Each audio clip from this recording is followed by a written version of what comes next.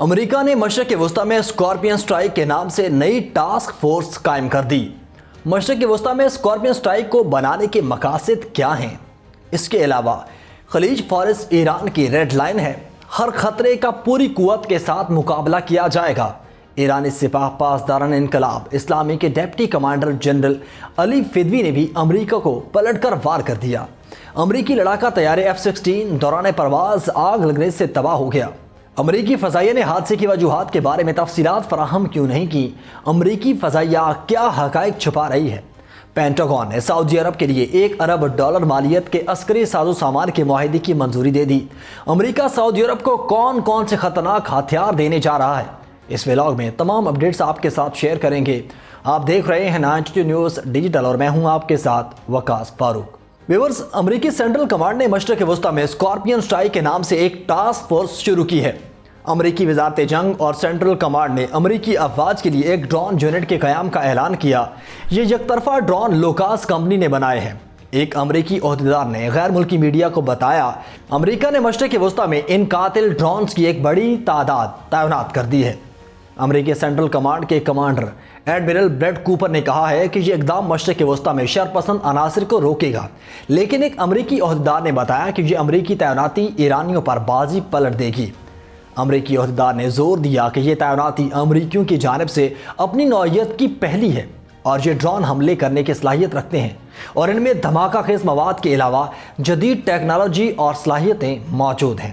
امریکی حکام ایرانی میزائل پروگرام اور ڈرون کی تیاری اور انہیں مشرق وسطی میں ملیشیاؤں کو اسمگل کرنے پر کسی حد تک ناراض ہیں، کیونکہ اس ایرانی پروگرام نے خطے کے تمام ممالک کے لیے حقیقی خطرات پیدا کیے ہیں، خواہ وہ ایران کے ساتھ ہوں یا ملیشیاؤں کے ذریعے۔ لیکن ایران کی طرف سے دوبارہ اسرائیل پر اور چند مہینے قبل قطر میں العدید فوجی اڈے پر ان میزائلوں اور ڈرونز کا استعمال امریکیوں کو ایرانی میزائل اور ڈرون کے مسئلے کو کوئی بنیادی حل تلاش کرنے پر مجبور کر رہا ہے۔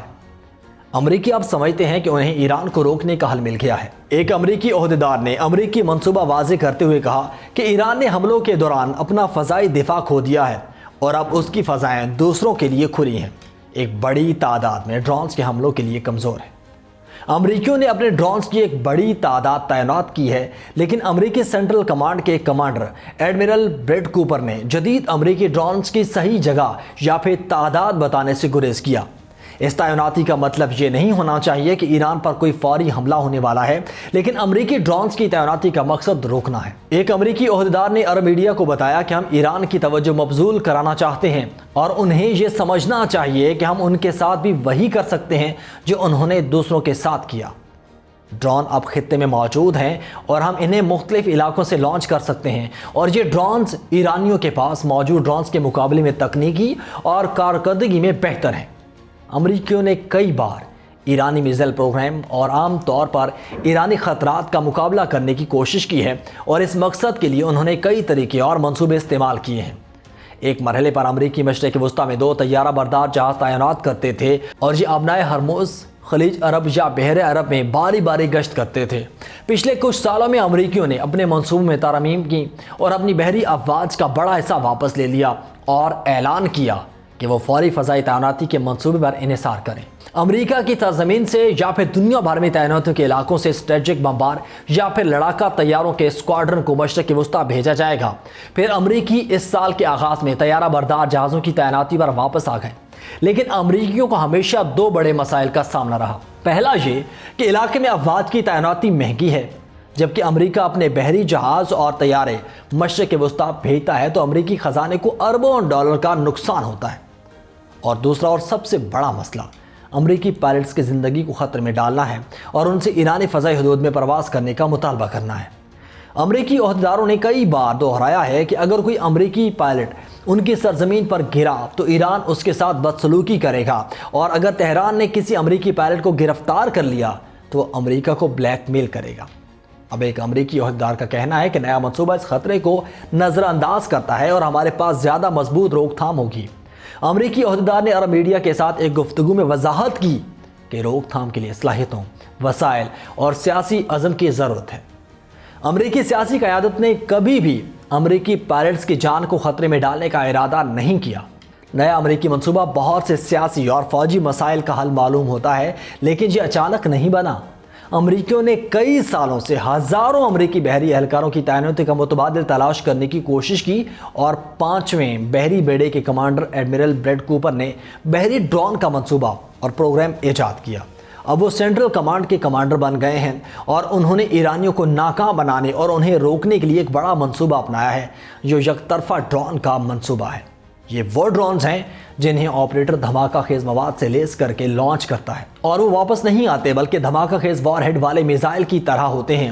امریکیوں کو توقع ہے کہ ان کا موجودہ منصوبہ مشرق وسطی میں فوجی توازن میں ایک اہم موڑ ثابت ہوگا۔ امریکی ترجمان نے گیم اوور کی اصطلاح بھی استعمال کی اور مزید کہا کہ امریکہ حملے کے موڈ میں نہیں، لیکن ایران کو یہ سمجھنا چاہیے کہ اسے ہمیں اکسانے سے باز رہنا چاہیے۔ جبکہ خلیج فارس ایران کی ریڈ لائن ہے، ہر خطرے کا پوری قوت کے ساتھ مقابلہ کیا جائے گا۔ سپاہ پاسداران انقلاب اسلامی کے ڈپٹی کمانڈر جنرل علی فدوی نے بھی امریکہ پر پلٹ کر وار کر دیا۔ ایک تقریب سے خطاب کرتے ہوئے جنرل علی فدوی کا کہنا تھا کہ اس آبی گزرگاہ سے روزانہ 20 ملین بیرل سے زیادہ تیل سپلائی ہوتا ہے اور دنیا کو خلیج فارس کی توانائی کی ضرورت ہے، جس میں آنے والے برسوں میں مزید اضافہ ہوگا۔ انہوں نے بیرونی قوتوں کی جانب سے علاقے میں عدم استحکام پیدا کرنے کی کوششوں کا ذکر کرتے ہوئے خبردار کیا کہ دشمن نے ہماری سلامتی کو خطرے میں ڈالنے کی کوشش کی تو ہم پوری طاقت کے ساتھ ان سے نمٹیں گے۔ سپاہ پاسداران انقلاب اسلامی کے ڈپٹی کمانڈر نے امریکہ اور صہیونی حکومت کو دنیا میں عدم استحکام کی جڑ اور خلیج فارس اور لاطینی امریکہ میں تنازعات کا اصل ذمہ دار قرار دیا۔ ادھر ایران کو سبق سکھاتے سکھاتے امریکی فضائیہ تباہی کا شکار ہو گئی۔ جی ہاں ویورز، جنوبی کیلیفورنیا میں امریکی فضائیہ کا تھنڈر برڈ F-16C لڑاکا طیارہ تربیتی مشن کے دوران گر کر تباہ ہو گیا۔ امریکی فضائیہ کی جانب سے جاری ایک مختصر بیان کے مطابق پائلٹ نے محفوظ طور پر ایجیکٹ کر کے جان بچائی ہے۔ امریکی میڈیا کے مطابق فضائیہ نے اپنے بیان میں حادثے کی وجوہات کے بارے میں کوئی تفصیل فراہم نہیں کی اور کہا ہے کہ واقعہ تحقیقات کے مراحل میں ہے۔ حادثے کی مزید معلومات 57 ونگ کے پبلک افیئرز آفس کی جانب سے فراہم کی جائیں گی۔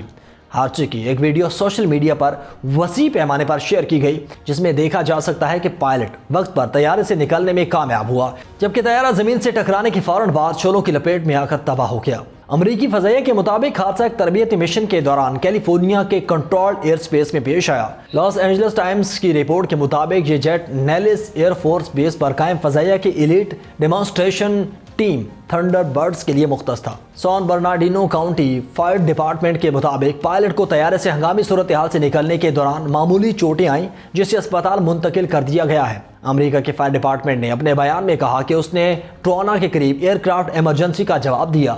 ٹرونا موہاوی صحرا میں واقع ایک غیر شامل شدہ بستی ہے جو لاس اینجلس سے تقریباً 180 میل شمال میں واقع ہے۔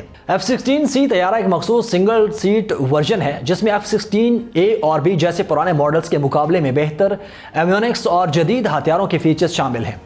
پینٹاگون نے سعودی عرب کے لیے $1 ارب مالیت کی عسکری ساز و سامان کے معاہدے کی منظوری دے دی۔ امریکہ سعودی عرب کو کون کون سے خطرناک ہتھیار دینے جا رہا ہے، اب یہ بھی آپ کو بتاتے ہیں۔ ویورز، امریکی وزارت دفاع سعودی عرب کو جدید ہتھیار اور ہیلی کاپٹر سپورٹ فراہم کرنے جا رہا ہے۔ اس معاہدے میں خاص طور پر APKWS-2 laser guided rocket kits شامل ہیں جو ہیلی کاپٹرز یا پھر طیاروں سے چھوٹے یا پھر ہلکے اہداف پر حملے کے لیے استعمال کی جا سکتی ہیں۔ اس کے علاوہ ہیلی کاپٹرز کی مرمت، پرزہ جات اور تربیت بھی فراہم کی جائے گی تاکہ سعودی عرب اپنے موجودہ اور ممکنہ خطرات سے نمٹنے کی صلاحیت بڑھا سکے۔ یہ ہتھیار خاص طور پر چھوٹے حملہ آور ڈرونز یا پھر نزدیک فاصلے کے دشمنوں کے خلاف مؤثر ہیں، تاہم معاہدے کی حتمی سپلائی ابھی شروع نہیں ہوئی۔ سعودی عرب نیٹو سے باہر امریکہ کا مرکزی اتحادی ہے۔ اس سے قبل گزشتہ ماہ دونوں ممالک کے درمیان تصویراتی معاہدہ طے پایا تھا جب سعودی ولی عہد شہزادہ محمد بن سلمان نے واشنگٹن کا دورہ کیا تھا۔ یہ معاہدہ وائٹ ہاؤس میں طے پایا تھا۔